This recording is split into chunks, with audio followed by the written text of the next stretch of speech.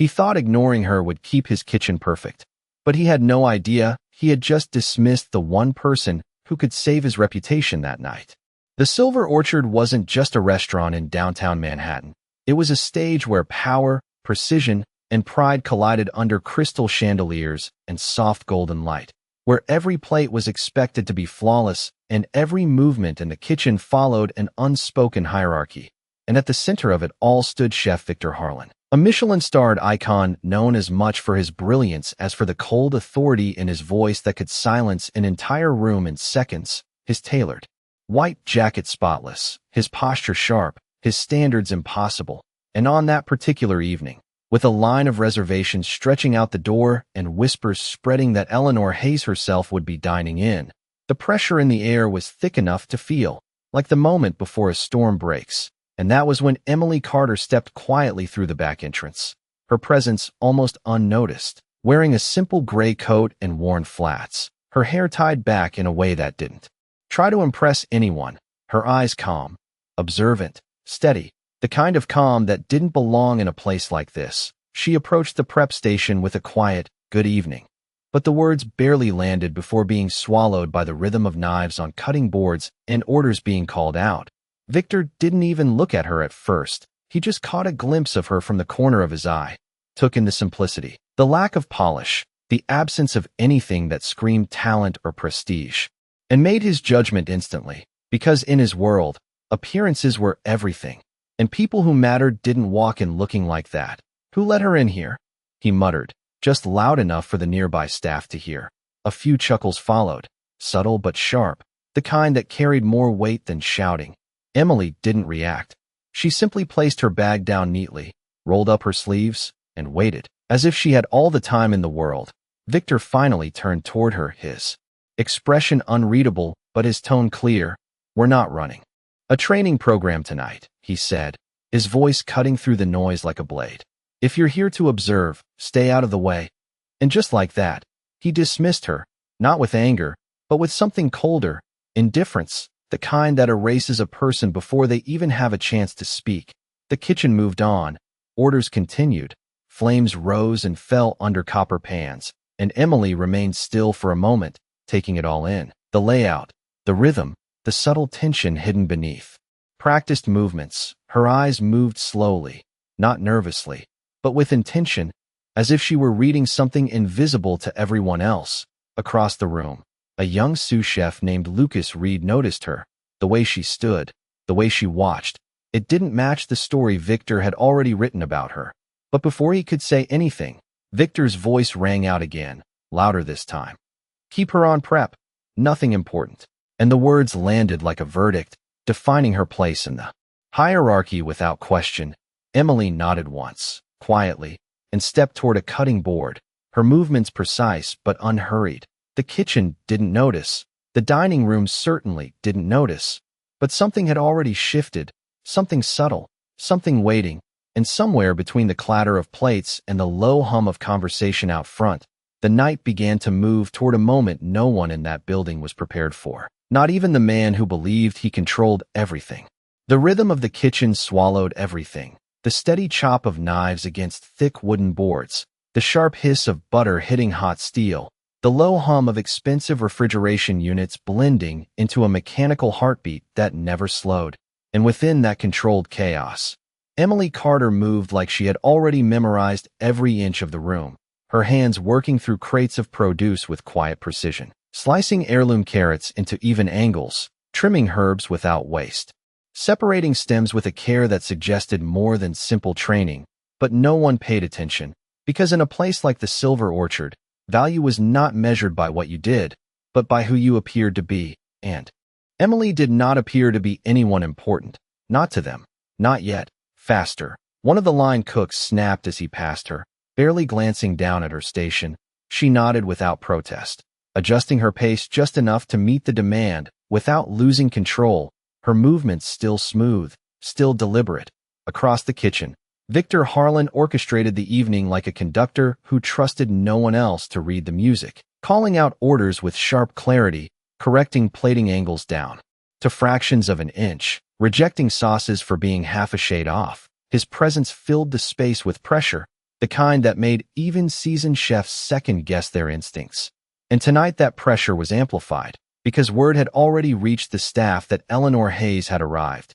Seated near the center of the dining room under soft golden lighting, her reputation preceding her like a storm front. A single review from her could elevate a restaurant to legend or quietly dismantle years of work.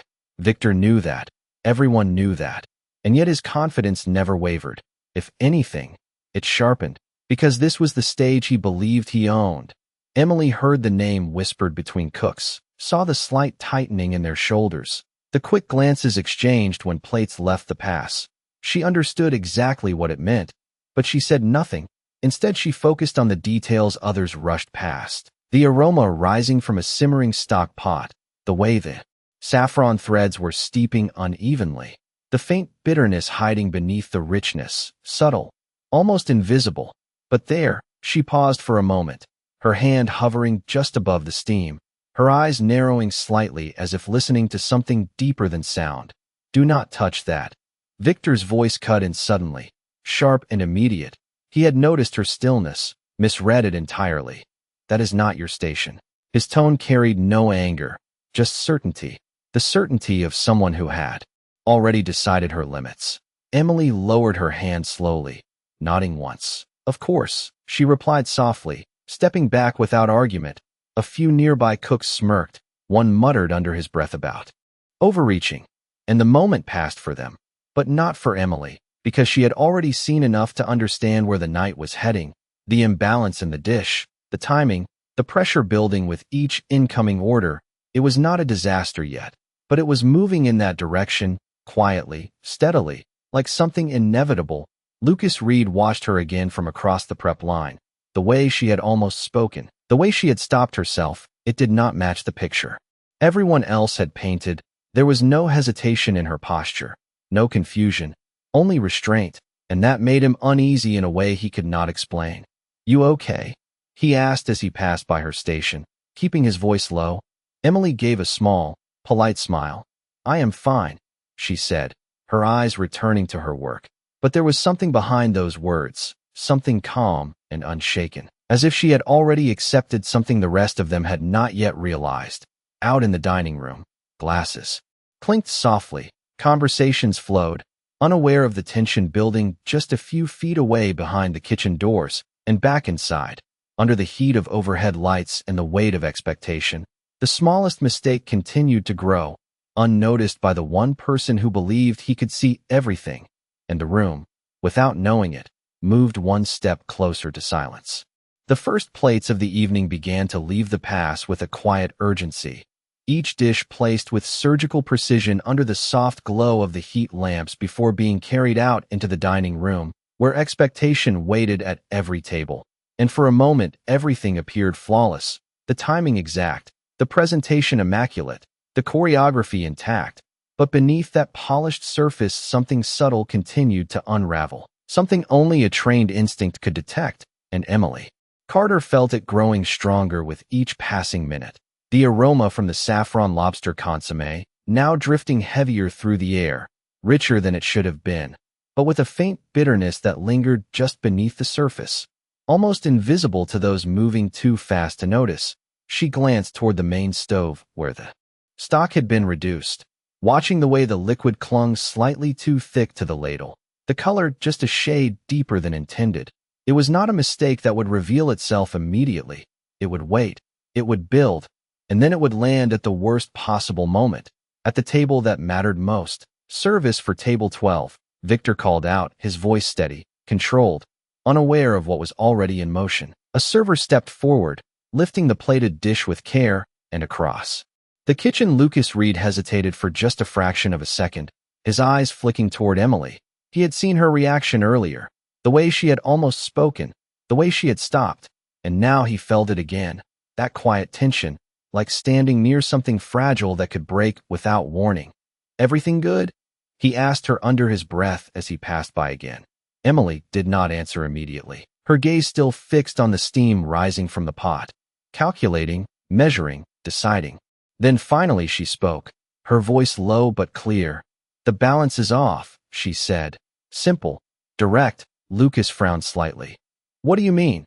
he asked. But before she could explain, Victor's voice cut through the space once more, sharper this time. "Lucas, do not linger. We are not running a conversation club." The words landed with precision, pulling attention back to the rhythm of service. Lucas nodded quickly and moved on, but the unease remained.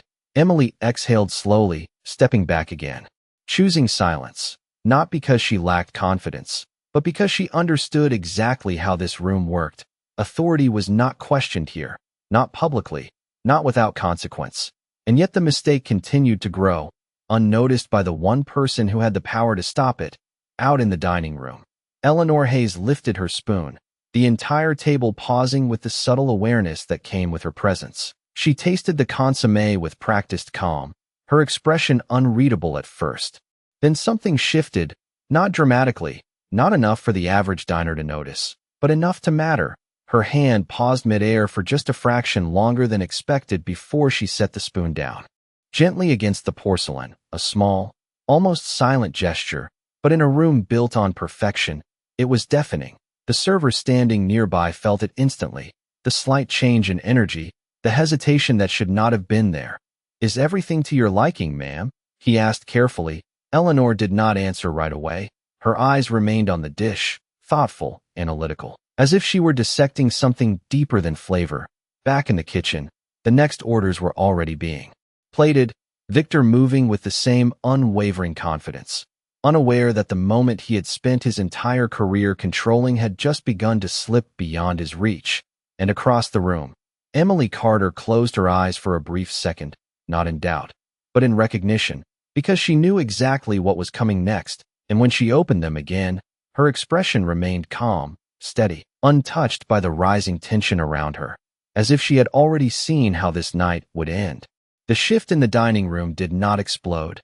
It tightened, subtle and controlled, like a breath held just a second too long. And that was what made it dangerous, because in a place built on perfection, hesitation was louder than failure. The server standing beside Eleanor Hayes felt it in the stillness, the slight delay before she reached for her water glass, the way her eyes did not leave the bowl in front of her. "Chef would like to know if everything is satisfactory," he said carefully, choosing each word as if it might carry weight back into the kitchen. Eleanor finally looked up, her expression calm, composed, but not impressed. "It is interesting," she replied, her tone measured, and that single word traveled faster than any shout, because it was not praise, and it was not approval. It was uncertainty, and uncertainty was the one thing Victor Harlan did not allow in his kitchen. The message reached him within seconds, whispered quickly by the floor manager who approached. With controlled urgency, Victor listened without interruption, his face still, his posture unchanged, but something behind his eyes sharpened. "Send another portion," he said immediately, his voice low, decisive. This one was compromised. He did not question himself. He did not consider error, because in his mind the system was flawless. The mistake had to be somewhere else, always somewhere else.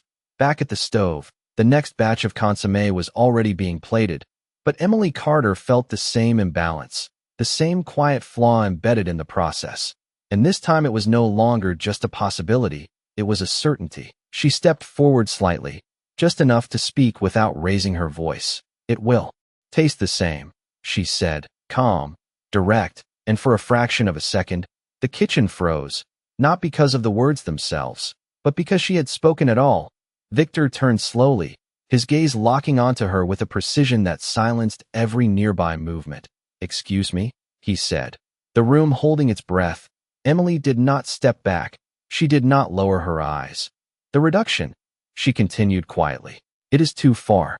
The bitterness will not disappear." A murmur moved through the line, disbelief mixed with discomfort, because what she had done was unthinkable, not just speaking, but correcting him. Victor's expression did not change immediately, which made it worse, the stillness stretching longer than anyone expected. "You are on prep," he said finally, each word deliberate. "You do not evaluate my dishes." The dismissal was colder this time, sharper, and it carried a warning beneath it, a line drawn clearly in front of everyone. A few cooks exchanged glances. One let out a quiet laugh under his breath, and Victor took a step closer, not aggressive, but controlled, dominant. If you have time to critique, you have time to clean, he added, turning away before she could respond, ending the moment as if it had never mattered. But the room did not fully recover. The rhythm returned, orders resumed, but something had shifted. Something small and undeniable. Lucas stood frozen for a beat longer than he should have, his eyes moving between Victor and Emily, because he had heard her, really heard her, and there had been no hesitation, no guesswork in her voice, only certainty, the kind that did not come from theory, but from experience, and that unsettled him more than the mistake itself. Out in the dining room, the second plate arrived in front of Eleanor Hayes, placed with the same precision, the same confidence, and she lifted her spoon again, the entire table watching without appearing to watch.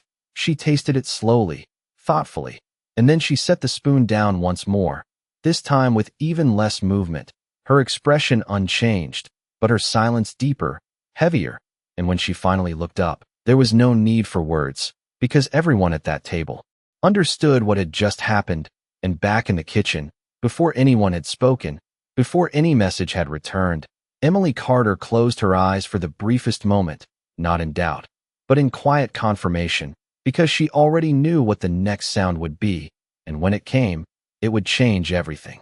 The sound came not as a shout, but as a quiet request that carried far more weight than any raised voice. The floor manager stepping back into the kitchen with controlled urgency, his expression tight, his words chosen carefully. She would like to speak with the chef. And in that instant, the entire room shifted, not dramatically, but unmistakably. The kind of shift that only happens when something has gone wrong in a place where nothing is supposed to go wrong. Victor Harlan did not react. Immediately, he stood still for a fraction of a second, processing, recalibrating, refusing to accept what the moment implied, because in his world, this did not happen, not twice, not to him. "I will handle it," he said finally, his voice steady, composed. As if control had never left him, he adjusted his jacket slightly, wiped his hands with deliberate precision, and stepped toward the dining room doors. Each movement measured, each step reinforcing the image he had built over years, the image of a man who did not fail. Behind him, the kitchen did not resume its rhythm right away. The silence lingered, heavy, uncertain, as if everyone was waiting for something they could not yet define. And in that silence, Emily Carter remained exactly where she was, her hands resting lightly against the edge of the prep table, her posture unchanged, her expression calm, not surprised, not anxious, only aware, because this was the moment she had already seen unfolding long before anyone else recognized it. Lucas Reed watched her again, this time without looking away, because now he understood that what he had felt earlier was not imagination, it was certainty, and that realization unsettled him more than the critic's reaction itself. "You knew," he said quietly, the words barely leaving his lips. Emily did not answer immediately, her gaze fixed toward the kitchen doors where Victor had just disappeared. Then she spoke, soft, steady. "I could taste it before it left the pot." Lucas swallowed, the simplicity of the statement carrying more weight than any explanation could have.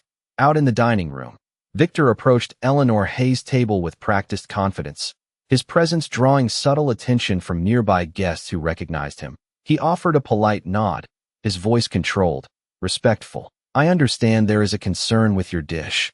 Eleanor looked at him for a moment, not with hostility, not with anger, but with a level of focus that felt more like evaluation than conversation.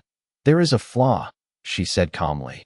"Not obvious, but it lingers." Victor's expression remained composed, but his mind moved quickly, searching for explanation, for justification, for anything that aligned with the belief that his process was still intact. "We prepared a second portion immediately," he replied, measured. "It should correct any inconsistency." Eleanor shook her head slightly, a small movement, but final. "It did not," she said, and with that, the illusion cracked, not loudly, not publicly, but enough for the room to feel it, enough for Victor to realize that something had slipped beyond his control, something he had dismissed, ignored, and now could not undo. Back in the kitchen, the doors remained closed, but the tension pressed against them like pressure building behind glass. The staff waited, some pretending to work, others standing still without realizing it. And Emily Carter finally moved. Not quickly, not dramatically, but with purpose. She stepped away from the prep station, her hands clean, her movements deliberate, and for the first time that night, she walked toward the center of the kitchen, not as someone asking for permission, but as someone who already understood what needed to be done. And as she reached the stove, the room did not stop her, because something had already begun to change, something quiet, something undeniable. And in that moment, without a single word spoken, the balance of the entire night began to shift. The moment Emily Carter stepped into the center of the kitchen, something invisible shifted, not loudly, not dramatically, but enough that every pair of eyes followed her without meaning to, because in a room governed by hierarchy, movement without permission carried weight, and yet she did not hesitate.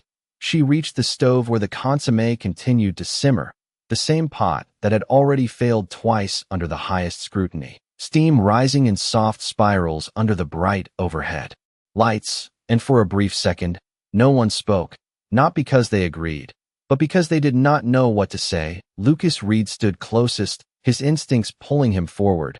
"What are you doing?" he asked quietly, not as a challenge, but as a warning shaped by habit.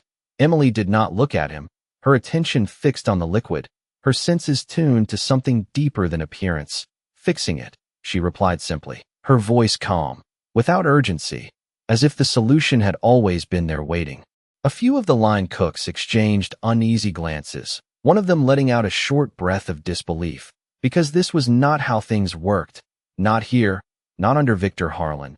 But no one stepped in, no one stopped her, because something about her presence did not invite interruption. It silenced it. She picked up a clean ladle and tasted the broth, not quickly, not casually, but with intention, letting the flavor settle, measuring it against something internal, something practiced. Then she moved, her actions precise, efficient. She lowered the heat slightly, just enough to prevent further concentration, reached for a small container of citrus zest, adding only a measured pinch, then a few drops of a light acid reduction, balancing the depth without overwhelming it, her hands steady, her timing exact, each movement purposeful, as if she had done this 1,000 times before. The kitchen watched in silence, the usual noise fading into the background. Even the constant hum of equipment seemed distant. Lucas felt it again, that same certainty, only stronger now, because this was not guesswork. This was control, complete and unshaken. "That will not change it," one cook muttered under his breath, more out of reflex than confidence. Emily did not respond. She did not defend herself. She simply continued, adjusting, tasting again, then adding a final element, fresh herbs, finely cut, not for decoration, but for structure, to lift the entire profile without drawing attention to the correction itself. When she finished, she set the ladle down gently, stepping back as if the work had always belonged there, the pot no longer carrying the same heaviness, the aroma shifting, cleaner now, balanced, refined, and in that moment, the kitchen did not need confirmation. They felt it. Even those who did not understand how. The change was undeniable. "Plate it," Lucas said before he could stop himself, his voice cutting through the silence. A decision made without permission, and no one argued, because something had already moved beyond authority. A new portion was prepared, carefully, deliberately, and as the server lifted the dish to carry it back into the dining room, the room held its breath again. But this time, it was not fear, it was anticipation. And across the kitchen, Emily Carter stepped back into the quiet space she had occupied before, her hands resting lightly at her sides, her expression unchanged, as if nothing extraordinary had just happened. But every person in that room knew it had, even if they could not yet explain it. And somewhere beyond the doors, the outcome of her work was about to speak louder than anything anyone in that kitchen had said all night. The plate moved through the dining room like a quiet test no one announced, but everyone could feel, the server carrying it with careful precision, as if the balance of the entire evening rested in the shallow curve of porcelain. And at the center table, Eleanor Hayes waited, her posture unchanged, her expression still, the kind of stillness that had undone reputations before a single word was spoken. The dish was placed in front of her with a soft, almost inaudible sound, and for a moment, Nothing happened. The surrounding tables continued their conversations in lowered tones, unaware that something critical was unfolding just a few feet away. Eleanor lifted her spoon again, her movements unhurried, deliberate, as if she were giving the dish exactly the time it deserved. And, back in the kitchen, the staff stood suspended between motion and stillness. No one speaking, no one pretending to work anymore. Every eye turned toward the closed doors as if they could see through them. Victor Harlan had not yet returned, leaving a space behind him that felt larger than it should have. And in that absence, the outcome of this moment carried even more weight. Lucas Reed stood closest to the pass, his hands resting against the counter, his focus locked forward, because he understood now that whatever happened next would not just affect the review. It would change how everyone in that room saw what had just taken place. Emily Carter remained where she had stepped back earlier, her posture relaxed, her gaze calm, not fixed on the doors, but somewhere quieter, as if she had already let go of the outcome. And then it happened. Eleanor tasted the dish, and the reaction was not immediate, not exaggerated, but it was unmistakable. Her shoulders eased slightly, the smallest shift, almost imperceptible to anyone who did not know what to look for. And then, slowly, she took a second spoonful, not out of obligation, but choice. The server standing beside her felt it instantly. The difference, the absence of hesitation, the quiet return of something that had been missing before. And when she set the spoon down this time, it was not with uncertainty, it was with clarity. "That is correct," she said softly, but the words carried, not loudly, but clearly enough to reach the ears that mattered. The floor manager exhaled without realizing he had been holding his breath, a subtle shift in posture moving through the dining room as tension dissolved into something lighter. Something resolved, and within seconds, the message traveled back toward the kitchen. Faster now, more certain. The doors opened, and the floor manager stepped inside, his expression different, not urgent, not strained, but steady. And for a moment, no one asked, no one needed to, because the answer was already written in the way he stood. "She is satisfied," he said, and the words settled into the room like something final, something undeniable. The kitchen did not erupt, it did not celebrate.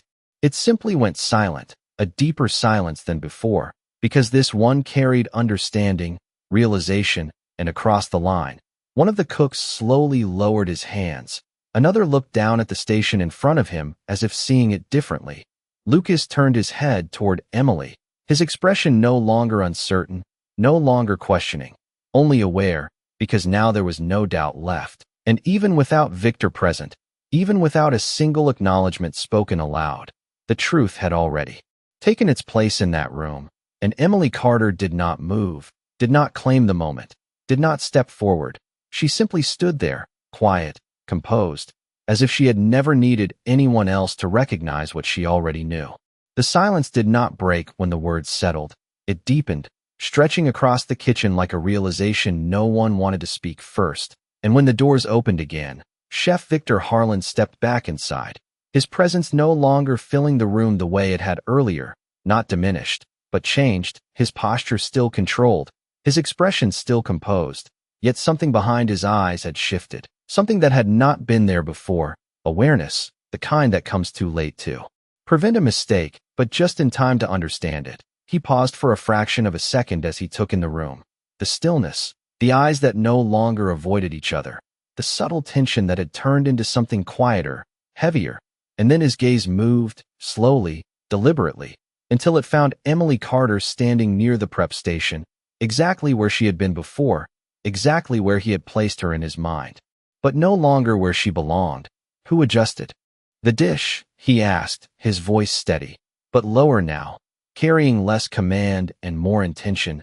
No one answered immediately, not out of fear, but because the answer had already become obvious. Lucas Reed stepped forward slightly, not enough to challenge, but enough to acknowledge. "She did," he said, his voice clear, and for a moment, the room held its breath again, because now it was no longer about the mistake. It was about what came after it. Victor did not respond right away. His eyes remained on Emily, studying her as if seeing her for the first time. Not the clothes, not the posture, but something deeper, something he had missed entirely. "Step forward," he said finally, and this time, It was not a dismissal. It was a request shaped like authority. Emily walked toward him without hesitation, her steps quiet, measured, stopping at a respectful distance, her expression unchanged, her calm unbroken. "You corrected the consommé," Victor continued, his tone even, but the weight behind it unmistakable. Emily nodded once. "Yes," she replied simply. No explanation, no defense, just truth. A murmur moved through the kitchen, not loud, but present, because now the moment had shifted again, from doubt to confirmation, from suspicion to recognition. Victor exhaled slowly, the sound barely audible, but it carried through the silence. "How?" he asked, and this time, there was no edge in his voice, no challenge, only a question that mattered. Emily did not rush to answer. She did not try to impress. She spoke the same way she had all night, calm, precise. "The reduction went too far," she said. "It needed balance, not more control."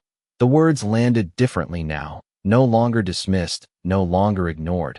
They settled into the room with clarity, and Victor did not interrupt, did not correct, did not argue, because for the first time that evening, he had nothing to contradict. Another pause followed, longer this time, and then something unexpected happened, something the staff would remember long after the night ended.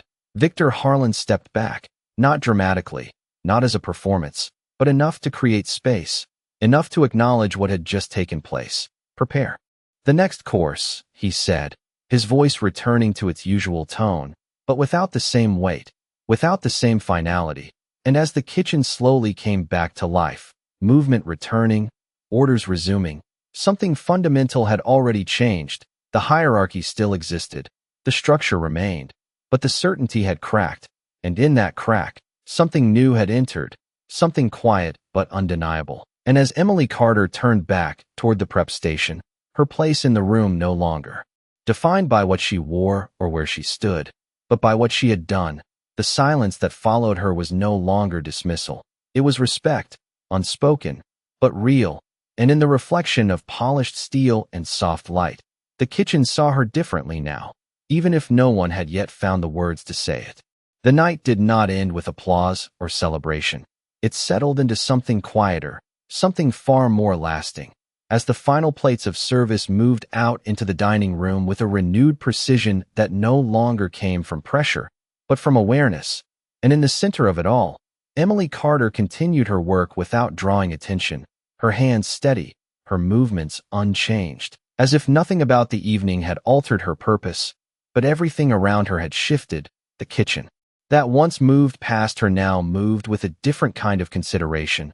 Glances lingered a fraction longer, instructions softened just enough to acknowledge presence rather than dismiss it, and even the rhythm of the room seemed to adjust, not dramatically, but enough to be felt. Across the line, Lucas Reed found himself watching her again, not out of uncertainty this time, but respect, because he had witnessed something that could not be undone, something that redefined what he thought he understood about skill, about quiet, about power. And for the first time that night, he spoke without hesitation. "Where did you learn to cook like that?" His voice low, but clear enough to carry. Emily paused for a brief moment, her hands resting lightly against the edge of the counter, and when she answered, it was without performance, without pride, just truth. "A long time ago," she said, and something in the simplicity of those words made further questions unnecessary, because the weight behind them was already enough. Near the pass, Victor Harlan stood still for a moment longer than usual, his eyes moving across the kitchen he had built, the system he had trusted, the certainty he had carried, and for the first time in years, he saw the flaw not in the process, but in the way he had chosen to see the people within it. He walked forward slowly, stopping just short of Emily, not to command, not to correct, but to acknowledge. "You stayed silent when you should have spoken," he said, his tone even, but no longer absolute. Emily met his gaze calmly. "I spoke," she replied, her voice steady. "You chose not to hear it." The words landed without force, but with clarity that could not be dismissed, and for a moment, Victor did not respond, because there was nothing left to defend, only something to understand. He nodded once, a small movement, but enough to recognize the truth that had already reshaped the room. and as service came to its final stretch, the weight of the evening settled into something that would not be forgotten, not by the staff, not by the chef, and certainly not by the woman who had never needed recognition to prove what she already was. Outside, the city lights reflected against the glass windows, the dining room alive once more with quiet conversation and satisfaction. And somewhere at the center table, Eleanor Hayes made a final note. Her expression thoughtful, not just about the dish, but about the story behind it. A story that had unfolded without announcement, without intention, but with a precision that no review could fully capture. And back in the kitchen, as the last order was completed and the final plate left the pass, Emily Carter removed her apron with the same quiet care she had worn it, placing it neatly beside the station. She did not wait for praise, did not seek acknowledgement. She simply stepped toward the exit, her presence as subtle as when she arrived, but no longer invisible, because the room had already changed, and as the door closed softly behind her, the silence that followed was not empty, it was full of understanding, full of something learned too late to prevent the mistake, but just in time to remember what dignity looks like.